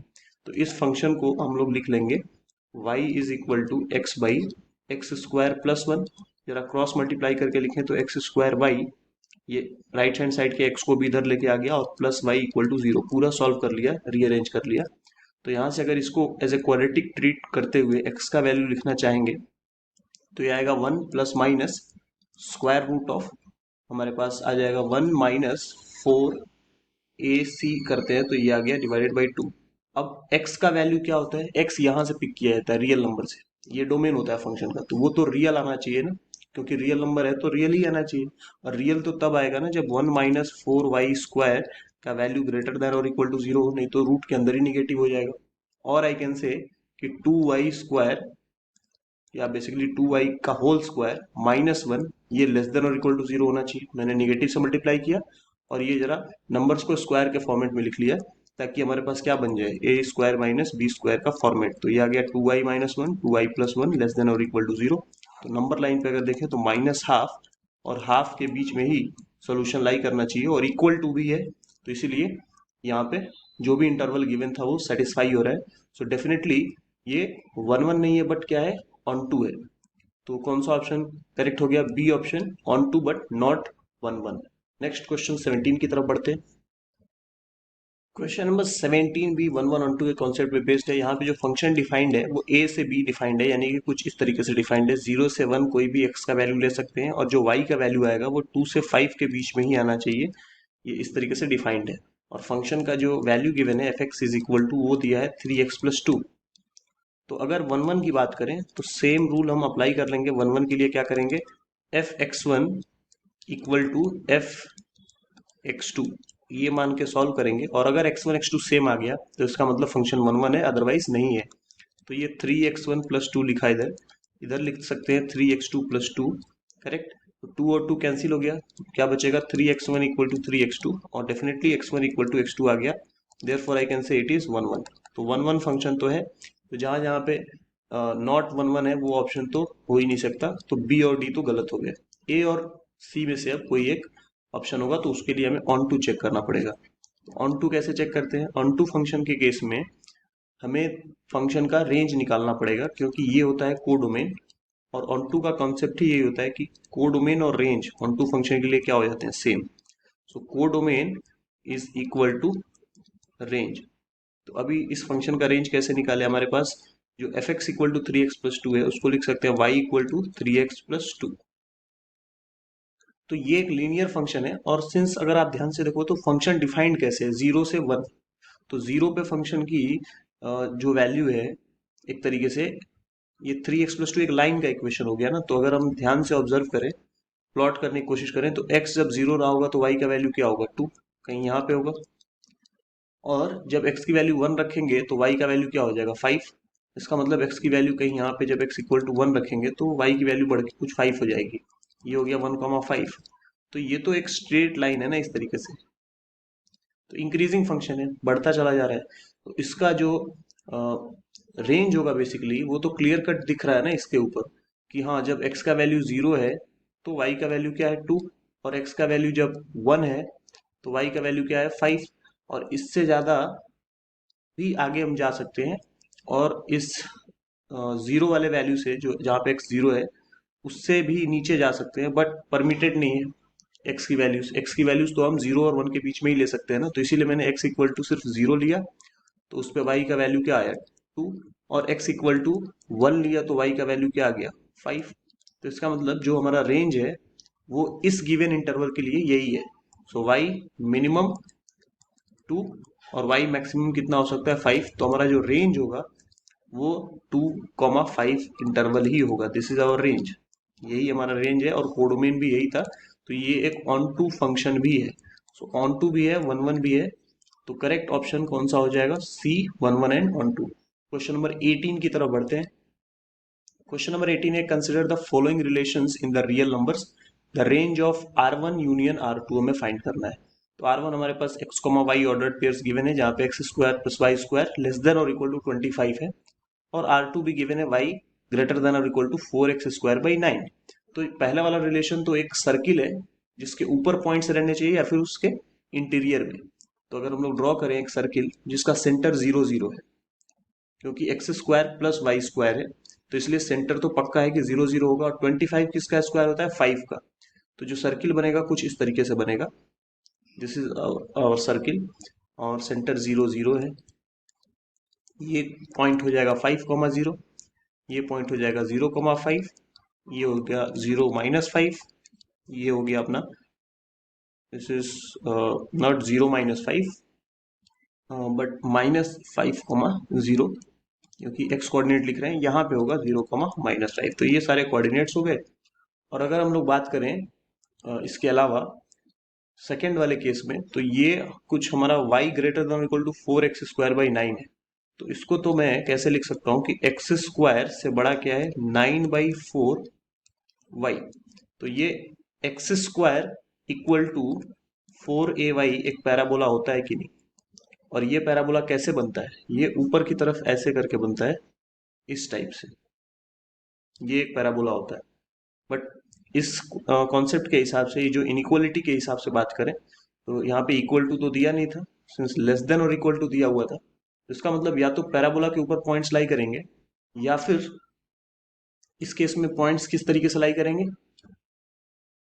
तो यहाँ पे अगर हम सर्किल वाले पोर्शन को देखें, तो ये y की वैल्यू -5 से 5 तक ही जा सकती है, राइट और नॉट। तो अगर मैं R1 की बात करूं, तो जो y का वैल्यू है, क्योंकि यहाँ पे लेस देन का इनइक्वलिटी का साइन है R1 में, तो ये बाहर कोई पॉइंट नहीं हो सकता, सर्किल के अंदर कहीं भी पॉइंट हो सकता है। तो चाहे सर्किल के अंदर कहीं भी पॉइंट हो, जो y का वैल्यू है वो तो -5 से 5 के बीच में ही रहेगा। y बिलोंग्स टू -5 से 5 तक। लेकिन वही अगर ये ग्रीन जो पैराबोला टाइप का आपको दिख रहा है, उसमें अगर आप देखो तो y का वैल्यू 0 से नीचे आएगा ही नहीं, और वो ग्राफ ऊपर की तरफ बढ़ता जा रहा है। तो इसका मतलब इस पर्टिकुलर केस में जो y का वैल्यू होगा वो बिलोंग करेगा 0 से इनफाइनाइट तक। लेकिन जो क्वेश्चन है वो है range of R1 union R2। तो उसका रेंज क्या हो जाएगा, यानी दोनों को मिला करके range of R1 union R2, तो या तो R1 में लाई करे या तो R2 में लाई करे। तो उस पर्टिकुलर केस में ये बन जाएगा -5 से इनफाइनाइट तक। करेक्ट, तो option number D correct answer हो गया। क्वेश्चन नंबर 19 की तरफ बढ़ते हैं। क्वेश्चन नंबर 19 है a function fx is given x cube plus x square plus 100x plus 7 sin x then the equation, ये इतना बड़ा इक्वेशन गिवन है, ये इसके रूट्स के बारे में हमें डिस्कशन करना है। 4 ऑप्शंस यहाँ पे गिवन है। तो एक काम करते हैं, सबसे पहले तो फंक्शन का यहाँ पे डेरिवेटिव लिख लेते हैं, क्योंकि अदरवाइज इतना बड़ा फंक्शन है उसमें हम लोग f1 f2 f3 की वैल्यू भी निकाल नहीं सकते, क्योंकि अगर हम 2 पुट करेंगे तो साइन 2 का टर्म आएगा। अब साइन 2 की वैल्यू क्या है हमें क्या पता है ना, मैनुअली तो नहीं कर सकते। तो इसलिए एफ डैश ऑफ एक्स अगर हम कैलकुलेट करें तो ये बन जाएगा 3x² plus 2x plus 100x था तो वो कितना हो जाएगा, 100 हो जाएगा, और प्लस ये हो जाएगा 7 cos x। करेक्ट। अब अगर इसमें ऑब्जर्व करें तो ये 3x² तो हमेशा पॉजिटिव रहेगा। cos x निगेटिव हो सकता है लेकिन -1 से ज्यादा निगेटिव नहीं हो सकता, तो ज्यादा से ज्यादा 100 में से -7 ही तो सब्ट्रैक्ट होगा, है कि नहीं। और यहाँ पे 2x का वैल्यू है, ठीक है, 2x का वैल्यू है हमारे पास। तो ये 3x² प्लस यहाँ पे 2x plus 100 plus 7 cos x, ये कुछ भी कर ले ये ग्रेटर देन 0 ही आएगा। ये फर्स्ट डेरिवेटिव जो फंक्शन का है वो पॉजिटिव ही आएगा, आप कुछ भी वैल्यू पुट कर लो उस पर्टिकुलर केस में। क्योंकि अगर आप सोच रहे हो कि x निगेटिव पुट कर दे तो एक निगेटिव टर्म होके भी क्या कर लेगा, जब 3x² वो पॉजिटिव है, 100 पॉजिटिव है, तो वो सब ओवरऑल मिला के पॉजिटिव ही कर देगा। तो पॉजिटिव होने का मतलब ये होता है कि ये फंक्शन जो है वो एक इंक्रीजिंग नेचर का है, 1 1 फंक्शन हो जाता है, ऑन टू फंक्शन हो जाता है, इस टाइप के बहुत सारे कॉन्सेप्ट होते हैं। तो उसमें से अगर F dash of x greater than 0 निकल जाए तो हम बोलते हैं वैसे ही इंक्रीजिंग फंक्शन। तो उस कॉन्सेप्ट के हिसाब से अब हम लोग मान सकते हैं कि लेट सपोज f1 का वैल्यू a है, f2 का वैल्यू b है और f3 का वैल्यू c है। ऐसा अगर हम लोग एज्यूम कर लें तो इतना पक्का है कि इस ऊपर वाले कॉन्सेप्ट के अकॉर्डिंग, सिंस ये इंक्रीजिंग फंक्शन था, जैसे ही 1 2 3 हम लोग कर रहे हैं तो आउटपुट जो आंसर आ रहा है वो भी कुछ इस तरीके से आएगा, a से बड़ा होगा b, b से बड़ा होगा c। अब जो ये इक्वेशन का रूट हमसे पूछा जा रहा है कि उसका रूट कहाँ पे लाई करेगा, उसकी अगर चर्चा करें तो वो बन जाएगा 1/y माइनस f1 का वैल्यू a है, प्लस 2/y माइनस f2 का वैल्यू b है, प्लस 3/y माइनस c है, and that is equal to 0। और अगर इसको सॉल्व कर लें, एलसीएम ले लें, तो ये बनेगा y minus b, y minus c plus 2 times of y minus a, y minus c, और plus 3 times of y minus a, y minus b, that is equal to 0। वो पूरा पूरा डिनोमिनेटर टर्म राइट साइड में जाके 0 से multiply हो चुका रहेगा। अब इसमें ये जो लेफ्ट साइड का टर्म है इसका रूट्स ही अगर हम लोग डिस्कस कर ले तो ओवरऑल जो क्वेश्चन में पूछा है उसके रूट्स के बारे में भी आइडिया लग जाएगा। तो इसको मैं एज्यूम कर लेता हूँ कुछ फाई ऑफ y, क्योंकि y का फंक्शन है। तो अगर मैं यहाँ पे अब कैलकुलेट कर लेता हूँ कुछ वैल्यूज, जैसे कि फाई ऑफ ए कैलकुलेट करें, अगर फाई ऑफ ए कैलकुलेट करेंगे तो क्या आएगा, a minus b, a minus c, बाकी सब 0 हो गया। ऐसे ही फाई ऑफ बी अगर कैलकुलेट कर लेता हूँ तो फाई ऑफ बी का मतलब क्या है, उस पर्टिकुलर केस में पहला टर्म ये 0 हो जाएगा, बी माइनस बी, और लास्ट टर्म भी 0 हो जाएगा, ये आ जाएगा 2 b minus a b minus c. और फाई ऑफ सी का वैल्यू क्या आ जाएगा, तो इसमें पहले दो टर्म 0 हो जाएंगे, लास्ट का टर्म बचेगा 3 times of C minus A C minus B. अब इन सभी वैल्यूज का साइन हमें पता चल गया। जैसे a सबसे छोटा है तो a माइनस बी भी निगेटिव होगा, a माइनस सी भी निगेटिव, तो ये आ गया पॉजिटिव। b माइनस ए अगर करते हैं तो b माइनस ए पॉजिटिव है लेकिन b माइनस सी निगेटिव है, तो ये आ गया निगेटिव।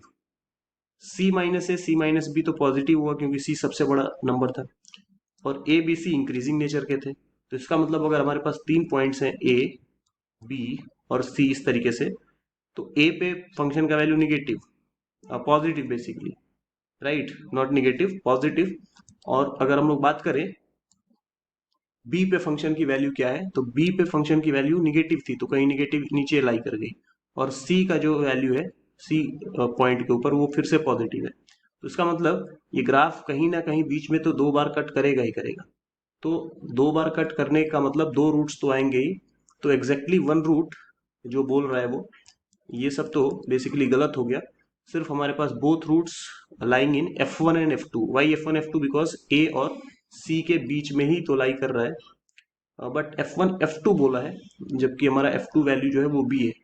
तो हमें सारे ऑप्शन एक बार थोड़े ध्यान से देखने पड़ेंगे। ये both roots lying in F1 F2 बोल रहा है, तो बोथ रूट्स तो F1 F2 के बीच में लाई करेगा ऐसा कोई जरूरी नहीं है ना, क्योंकि ये बी के बाद भी कट कर सकता है।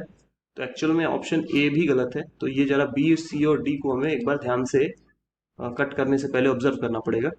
Exactly one root lying in F2 F3, इस बात को अगर हम लोग ऑब्जर्व करें, exactly one root between F2 F3 मतलब बी और सी के बीच में एग्जैक्टली वन रूट होगा, ऐसा वो बोल रहा है। तो बिल्कुल सही बात है। बी पे निगेटिव था ना और सी पे पॉजिटिव, तो एक बार तो बीच में जाके उसको क्रॉस करेगा ही। बी ऑप्शन करेक्ट है। थोड़ा जल्दीबाजी में हम लोगों ने गलत ऑप्शन तुरंत से एलिमिनेट नहीं करना चाहिए, एक बार प्रॉपरली सारे ऑप्शंस को रीड करना चाहिए। सी ऑप्शन क्यों गलत होगा? क्योंकि उसमें बोला जा रहा है exactly one root lying in minus infinity to F1। तो माइनस इन्फिनिटी और F1 के बीच में तो कुछ कमेंट नहीं कर सकते ना, माइनस इन्फिनिटी कहीं इस साइड होगा। तो एग्जैक्टली वन रूट होगा कि और ज्यादा होगा और कम होगा, वो कमेंट नहीं कर सकते अभी। ऐसे ही वो बोल रहा है F3 और इनफाइनाइट, तो F3 तो C है, तो C के आगे इनफाइनाइट तक एग्जैक्टली वन रूट होगा कि नहीं वो तो हम नहीं कमेंट कर सकते, हमने तो सिर्फ ABC पे कैलकुलेट किया है। तो इसलिए ये ऑप्शंस गलत है। B option is the correct option. Question number 20 की तरफ चलते हैं।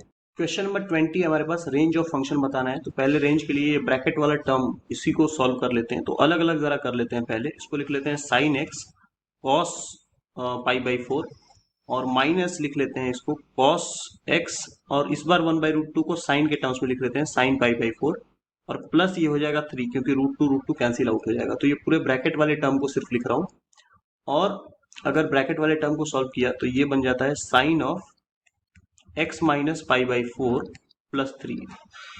अब हमें पता है कि जो साइन का वैल्यू है वो कहाँ से कहाँ तक जा सकता है, -1 टू +1, यही जा सकता है। तो इसका मतलब इस ओवरऑल ब्रैकेट का जो वैल्यू है, this entire thing from here to here, इसका वैल्यू कहाँ से कहाँ तक रेंज कर सकता है, -1 + 3 करेंगे तो 2 हो जाएगा। रेंजेस फ्रॉम 2, और +1 रखा तो 3 और 1 मिला के 4 हो जाएगा, फ्रॉम 2 टू 4। तो अगर हम लोग रेंज की बात करें तो fx को ही तो y से रिप्रेजेंट करते हैं। तो y का वैल्यू मिनिमम कहाँ से कहाँ तक जा सकता है, log 2, और पूरे ब्रैकेट की जगह पे 2 आ सकता है, से ले करके उस पूरे ब्रैकेट की जगह पे 4 भी आ सकता है।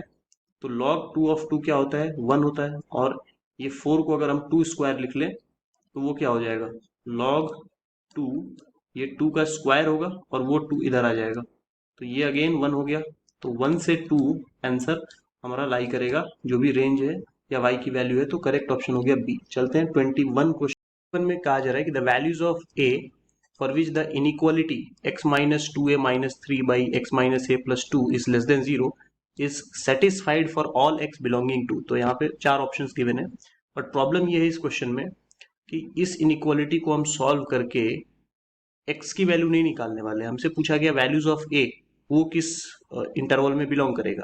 तो ये सारा का सारा ऑप्शन इंटरवल ऑफ a है, बट यहाँ पे सिर्फ इतना लिख के छोड़ दिया गया कि it is satisfied for all x belonging to. तो जब तक कि x के बारे में इंफॉर्मेशन नहीं है कि भाई वो किस इंटरवल में बिलोंग करे, तब तक हम इसको सॉल्व करके a के बारे में नहीं बता सकते। तो ये यहाँ पे एक प्रॉब्लमेटिक सिचुएशन है। हाँ, अगर कुछ यहाँ पे वैल्यू गिवन रहता तब हम सॉल्व कर सकते थे। तो मैं बस इस क्वेश्चन का आपको आइडिया दे के छोड़ रहा हूँ। द रीजन इज कि यहाँ पे ये मेंशन नहीं है कि ये किस इंटरवल को बिलोंग कर रहा है। तो सपोज यहाँ पे कुछ C, D वैल्यू होता, अगर कुछ गिवन रहता, तो हम लोग एक नॉर्मल नंबर लाइन प्लॉट करते इस तरीके से। इस इक्वेशन को इस तरीके से मेंशन करते कि x minus 2a plus 3 divided by x minus a minus 2 less than 0। तो यहाँ से दो वैल्यूज निकल के आता है x का। अगर ऊपर वाले को और नीचे वाले को सेपरेट सेपरेट इक्वल टू 0 करें तो x की वैल्यू आती 2a प्लस 3 और एक वैल्यू आती a माइनस 2। तो यही नंबर लाइन पे हम लोग दो केसेस एज्यूम कर सकते हैं, एक में a माइनस 2 इधर कर लेंगे और 2a प्लस 3 इधर कर लेंगे। और सिंस ये नंबर लाइंस किसके लिए बन रहा है, x की वैल्यूज के लिए, तो इसका मतलब x यहाँ पे हो सकता है और दूसरा वैल्यू जो है x का यहाँ पे हो सकता है। यानी हम बोले तो ये c हो गया और ये हो गया d। करेक्ट और नॉट? ये जो जो भी गिवन वैल्यू होगा वो c और d यहाँ पे ले सकते हैं। फिर ये c हो गया इस केस के लिए और ये d हो गया इस केस के लिए। फिर एक एक करके इनइक्वालिटी को सॉल्व कर लेंगे। पहली इनइक्वालिटी बन जाएगी 2a + 3 ग्रेटर देन a - 2। और फिर साथ साथ में और भी चीज़ों को सेटिस्फाई कराना होगा, जैसे कि हम लिख सकते हैं कि 2a + 3 का वैल्यू d से छोटा होगा, है ना, d उससे ज़्यादा ही है। ऐसे ही लिख सकते हैं कि a - 2 का वैल्यू c से ज़्यादा होगा। तो ये तीनों मिला के जो सोल्यूशन आ जाएगा वो a का एक पर्टिकुलर इंटरवल दे देगा। और सिमिलरली यहाँ पे सेकेंड वाले केस से हम लोग बना सकते हैं कि इस बार a - 2 ग्रेटर देन 2a + 3 हो गया। और फिर लिख सकते थे कि a - 2 का वैल्यू d से छोटा है, या 2a + 3 का वैल्यू c से ज़्यादा है, और इनके बेसिस पे भी a का वैल्यू कुछ निकल के आ जाएगा कौन से इंटरवल में बिलोंग कर रहा है। तो मैंने मेथड आपको समझा दिया है। सिंस यहाँ पे वैल्यूज मेंशन नहीं है तो हम लोग करेक्ट ऑप्शन कौन सा है ये नहीं बता सकते। चलते हैं नेक्स्ट क्वेश्चन 22 की तरफ। क्वेश्चन नंबर 22 है कि let A B C are distinct real numbers. The expression, इतना बड़ा एक एक्सप्रेशन यहाँ पे गिवन है, -1 करके लिख रहा है कि assumes the zero value for how many values of x. Basically हमें आइडेंटिफाई करना है।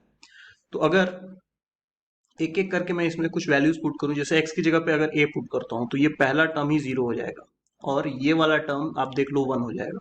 करेक्ट और नॉट? क्योंकि ऊपर हो जाएगा a - b, a - c cut जाएगा वो, और ये वाला टर्म भी 0 हो जाएगा क्योंकि x - a है ना यहाँ पे ऊपर, तो वो a - a हो जाएगा। यहाँ पे भी ऐसे ही a - a हो जाएगा।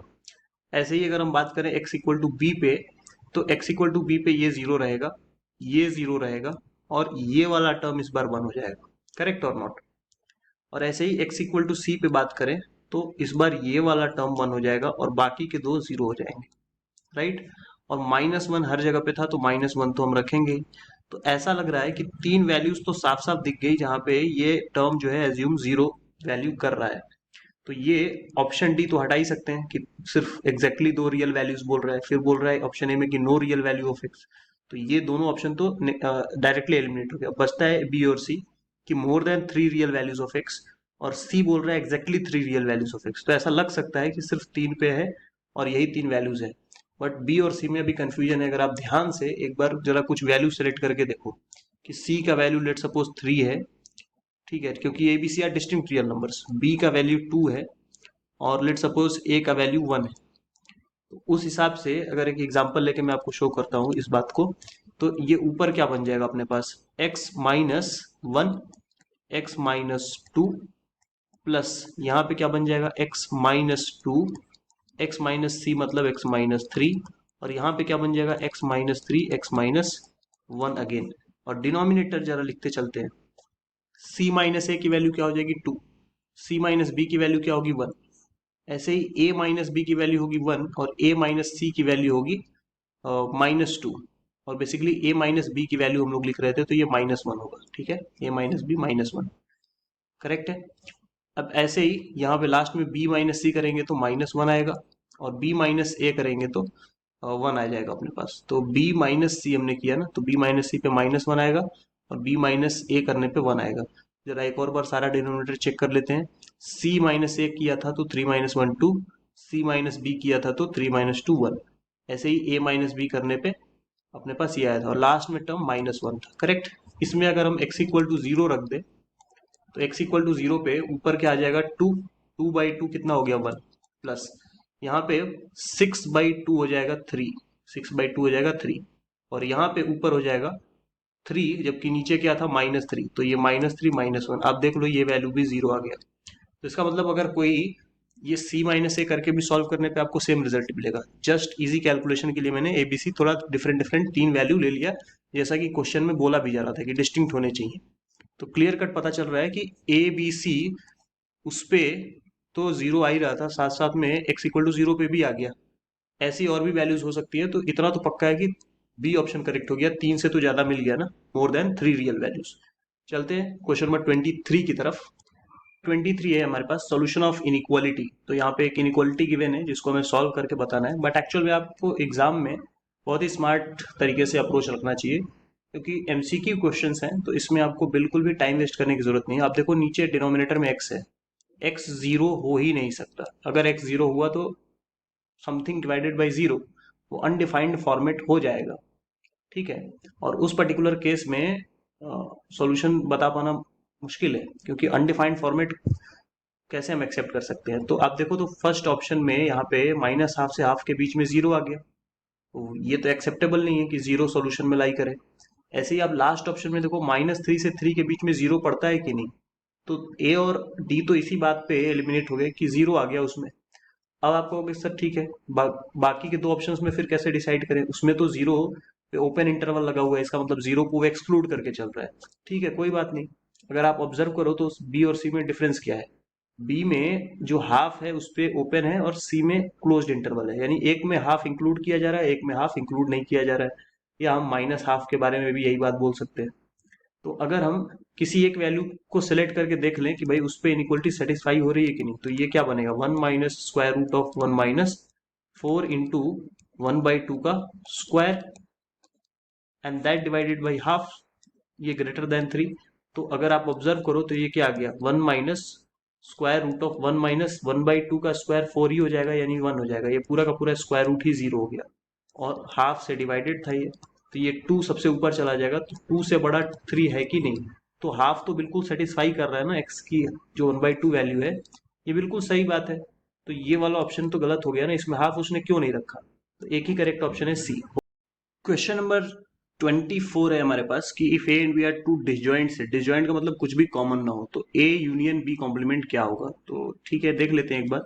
लेट्स सपोज एक एग्जांपल से इसको समझते हैं कि हमारे पास एक सेट है 1 2 3 और दूसरा जो सेट है वो बिल्कुल डिसजॉइंट है, मतलब कुछ भी कॉमन नहीं है, तो 4 5 6 हो गया।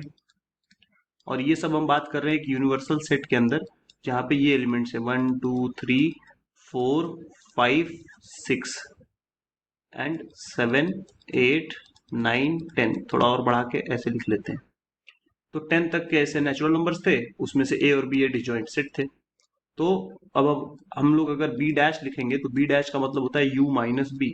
तो अगर यू में से ये सब कुछ सब्ट्रैक्ट कर देंगे तो क्या बचेगा, 1 2 3 बचेगा, 4 5 6 तो सब्ट्रैक्ट हो गया, बचेगा फिर 7 8 9 10। ठीक है, वो छोटा भी रख सकते हैं, तो 10 तक जाने की जरूरत नहीं, just for example I am giving this. तो अब अगर बी डैश हमें पता चल गया तो ए यूनियन बी डैश क्या हो जाएगा हमारे पास। ए ऑलरेडी 1 2 3 है, तो यूनियन लेने के बाद भी बी डैश के साथ यही चीज बचेगा ना, 1 2 3 7 8 9 10। तो ये क्लियरली ऑप्शन ए तो नहीं है, ए तो नहीं मिला हमें ऐसा यूनियन लेने पे। ए डैश भी नहीं मिला क्योंकि 1 2 3 अगर सब्ट्रैक्ट करेंगे यू में से तो 4 5 6 7 8 9 10 मिलना चाहिए था। और बी डैश अगर हम देखें तो बी डैश 1 2 3 7 8 9 10 ये हमें मिल रहा है, बी डैश मिल रहा है, सेम टू सेम ही तो है। ये जो टर्म है ए यूनियन बी कॉम्प्लीमेंट, वो एग्जैक्टली इस बी डैश के ही इक्वल तो है, 1 2 3 7 8 9 10। ये बी ऑप्शन क्यों गलत है, बी माइनस ए तो कुछ है ही नहीं ना, वो तो डिसजॉइंट सेट थे, तो ऑप्शन डी करेक्ट होगा। क्वेश्चन नंबर 25 में हमसे पूछा जा रहा है total number of symmetric relations on A set of cardinality 3। तो ये जो फॉर्मूला होता है वो होता है 2n n+1/2। तो n की वैल्यू यहाँ पे गिवन है तो वो रख देंगे 3, 3 + 1 हो जाएगा 4/2। तो ये आ गया, ये हो जाएगा 2⁶ विच इज 64। तो राइट आंसर हो गया सी। क्वेश्चन नंबर 26 की तरफ चलते हैं। क्वेश्चन नंबर 26 है कि एक फंक्शन 2 से इनफाइनाइट, जो 2 to इनफाइनाइट है फंक्शन भी गिवन है हमें, और ये एक बाइजेक्टिव फंक्शन है, तो ए का हमसे सेट या इंटरवल बेसिकली पूछा जा रहा है। बाइजेक्टिव का फंक्शन का मीनिंग क्या है कि ऑन टू भी होता है फंक्शन और 1 1 भी होता है, 1 1 on to both, 1 1 and on to function both. तो इस कॉन्सेप्ट का यूज करें अगर, तो ये जो ए है ये कहलाता है कोडोमेन, करेक्ट। और कोडोमेन जो फंक्शन है उसका ए है, और वही हमें फाइंड आउट करना है। और बाइजेक्टिव ऑन टू फंक्शन है, तो ऑन टू में क्या होता है कि रेंज और कोडोमेन सेम हो जाता है, रेंज इक्वल टू कोडोमेन। तो हम एक काम कर सकते हैं, इस फंक्शन का रेंज निकालने की कोशिश कर सकते हैं, और रेंज पता चल गया तो कोडोमेन भी हम अल्टीमेटली बता ही रहे होंगे वहां पे। तो रेंज कैसे फाइंड करेंगे, उसके लिए इस फंक्शन को सॉल्व करना पड़ेगा। y is equal to x² -4x+5। इसको अगर मैं लिख लूँ इस तरीके से कि x-2 का होल स्क्वायर है, तो ये +1। तो अभी जो x की वैल्यू है वो तो ये 2 से इनफाइनाइट से हम लोग पिक कर सकते हैं ना, x की वैल्यू 2 3 4 ऐसे करते करते। तो अगर किसी ने 2 पुट किया तब तो मिनिमम वैल्यू 1 आ रहा होगा, लेकिन उसके बाद से जैसे जैसे x की वैल्यू कोई बढ़ाएगा इनफाइनाइट तक जा सकते हैं। तो इसका मतलब जो y का मिनिमम वैल्यू है, y minimum is equal to 1, and y maximum क्या होगा, जब कोई x इनफाइनाइट पुट कर दे तो वो तो इनफाइनाइट की तरफ जाएगा ही, तो जो रेंज होगा हमारा बेसिकली वो 1 से इन्फाइनाइट होगा, वही कोडोमेन के भी इक्वल होगा, तो option B correct. Question number 27 है हमारे पास कि सेट ए के अंदर 7 एलिमेंट्स हैं, x1 x2 x3 ऐसे करके, बी के अंदर 3 एलिमेंट्स हैं, टोटल नंबर ऑफ फंक्शन पूछा जा रहा है ए से बी जो डिफाइन हो सकता है, that R on to and there are exactly 3 elements in x in A such that कि उन तीनों वैल्यूज ऑफ x पे हमें सेम ही आउटपुट y2 मिल रहा हो। तो सिचुएशन जरा और अच्छे से क्लियर आपको समझा देता हूँ। ये अपने पास सेट ए है, ये अपने पास सेट बी है, बी के अंदर तो 3 ही एलिमेंट्स हैं y1 y2 y3, और अपने पास यहाँ पे x1 x2 x3 x4 x5 x6 x7 ये 7 एलिमेंट्स हैं सेट ए के अंदर। कहा यह जा रहा है कि ये एक ऑन टू फंक्शन है और साथ साथ में 3 एग्जैक्टली ऐसे एलिमेंट्स हैं ए के अंदर जो कि सेम आउटपुट y2 दे रहे हैं। वो कोई भी हो सकते हैं 3, तो मैं यहाँ पे x2 x3 x4 ले लेता हूँ, होने को कोई भी हो सकता है। I have just selected any 3, तो बच क्या गया, x1 बच गया ऊपर और नीचे 3 एलिमेंट्स बच गई ये। तो टोटल अब हमारे पास y1 और y3 के लिए कितनी चॉइसेस बची, 4 चॉइसेस। तो इसीलिए दो एलिमेंट्स y1 y3 के लिए 4 चॉइसेस हैं, तो वो हो गया 2 टू द पावर 4। और सिंस ये एक ऑन टू फंक्शन है तो 2 टू द पावर 4 माइनस 2 करेंगे, और क्योंकि यहाँ पे y1 y3 दो पॉसिबिलिटीज उनको सब्ट्रैक्ट कर रहे हैं, ये एक कुछ वेज हो गए अरेंजमेंट के। बाकी अगर हम बात करें तो एलिमेंट्स जो हमें 3 एलिमेंट्स फ्रॉम सेट ए जो कि हम यहाँ पे सेलेक्ट करने वाले थे, 7 में से वो कोई भी 3 हो सकते थे जो y2 से मैपिंग किया गया है। तो any 3 out of 7 can be selected. तो उसके लिए कितने तरीके हो जाएंगे, 7c3, और 7c3 का मतलब 7 फैक्टोरियल बाई 3 फैक्टोरियल 4 फैक्टोरियल हो गया, यानी 7 इंटू 6 इंटू 5 इंटू 4 फैक्टोरियल, और नीचे जो अपना 3 फैक्टोरियल है वो भी 3 इंटू 2 हो गया, और 4 फैक्टोरियल तो 4 फैक्टोरियल से कैंसिल आउट हो गया, 6 से ये 3 इंटू 2 कैंसिल हो गया, तो आ गया 35 वेज। और ये जो हमने मैपिंग की थी ऊपर, ये आ गया 14 टोटल, करेक्ट और नॉट। तो 14 इंटू 35 ये सारा का सारा रीअरेंजमेंट करेंगे तो हमारे पास क्या आ जाएगा, नंबर ऑफ फंक्शंस जो क्वेश्चन में कंडीशन गिवन था उसके बेसिस पे, और ये कैलकुलेट करने पे आएगा 490। ऑप्शन नंबर ए करेक्ट हो गया। चलते हैं क्वेश्चन नंबर 28 की तरफ। क्वेश्चन नंबर 28 है हमारे पास कि R1 R2 दो रिलेशंस गिवन है रियल नंबर में, हमें रेंज बताना है R1 और R2 रिलेशन के इंटरसेक्शन वाले पोर्शन की। तो अगर हम लोग डायग्रामेटिकली इसको समझे तो ज़्यादा बेटर होगा। ये जो पहला रिलेशन है वो बेसिकली एक सर्किल गिवन है हमें, इसका रेडियस 5 है, ये 25 है ना, तो ये हो गया 5,0, ये हो गया अपना 0,5, और ये हो गया 0,-5, और ये हो गया -5,0। और लेस देन की इनइक्वालिटी मतलब सर्किल के अंदर कोई भी पॉइंट हो सकता है, कोई दिक्कत नहीं है, सर्किल के ऊपर भी पॉइंट हो सकता है क्योंकि इक्वल टू भी गिवन है। लेकिन अगर और ज़्यादा बात करें R2 तक चले जाएं तो R2 फंक्शन बेसिकली कुछ इस तरीके से, अगर हम इसको थोड़ा चेंज करके लिखें, x² ग्रेटर देन जो सिंबल था उसको y की तरफ ही रखना है, तो ये 9/4 y हो गया। तो ये बेसिकली हमारे पास x² equal to 4ay type का पैराबोला ऑलरेडी हमें पता है कैसे ड्रॉ होता है, तो वो ओरिजिन से पास करेगा और ऐसे ऊपर की तरफ ड्रॉ करते हैं हम लोग इस टाइप से। और अगर ऑब्जर्व करें तो यहाँ पे लेस देन और इक्वल टू लगा हुआ है साइन, तो कोई भी एक पॉइंट अगर हम पुट करके देखें तो पता चल जाएगा कि किधर की तरफ हमें जाना है। तो जैसे अगर मैं 0,5 ही पुट करके देख लूँ ये वाला पॉइंट, ताकि पता चले कि वो इस रेंज में लिया जा सकता है कि नहीं, तो x की जगह 0 पुट करेंगे तो जाहिर सी बात है 0 से बड़ा वैल्यू आएगा ही, 9/4 इंटू 5 0 से बड़ा है, डेफिनेटली ये ऊपर की तरफ पैराबोला चलता जाएगा। यानी कि अब ये वाले पॉइंट्स जो ग्रीन पॉइंट्स हैं वो इसके अंदर है, वो भी ले सकते हैं हम लोग, और ये ऊपर भी आप चलते जा सकते हो, वो पॉइंट्स भी अलाउड है, there is no problem, correct. But common portion की बात करें तो कहाँ पे ग्रीन और येलो दोनों वाले पॉइंट्स दिख रहे हैं, तो वो वाला पोर्शन ये है।